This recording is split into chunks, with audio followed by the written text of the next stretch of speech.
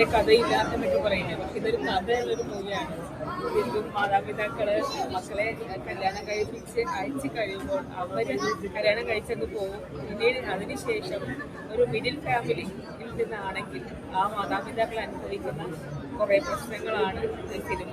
ഇന്നത്തെ കാലഘട്ടത്തിൽ ഇതൊരു വലിയ വിഷയം തന്നെയാണ്. ഇതിൽ പല പ്രശ്നങ്ങളും ഉണ്ടായിട്ടുള്ളതും ഇങ്ങനെയുള്ള സംഭവങ്ങളിൽ നിന്ന് തന്നെയാണ്.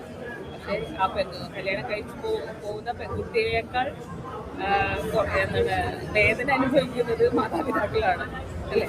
അപ്പോൾ തീർച്ചയായും എല്ലാവരും കാണേണ്ട ഒരു മൂവി തന്നെയാണ്. മക്കള് പണ്ടൊക്കെ നമ്മൾ അങ്ങനത്തെ മൂവീസാണ് കണ്ടിട്ടുള്ളത് അല്ലേ?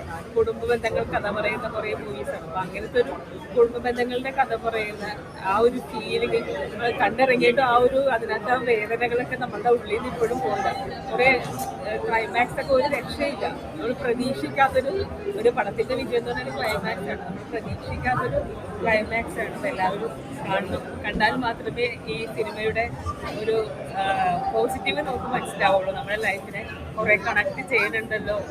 ഒരു മിഡിൽ ഫാമിലിയുടെ ലൈഫിൽ സംഭവിക്കുന്ന ഒരു കാര്യമാണ്. അപ്പോൾ എല്ലാവരും കണ്ട് ഞങ്ങളെ സപ്പോർട്ട് ചെയ്യണം.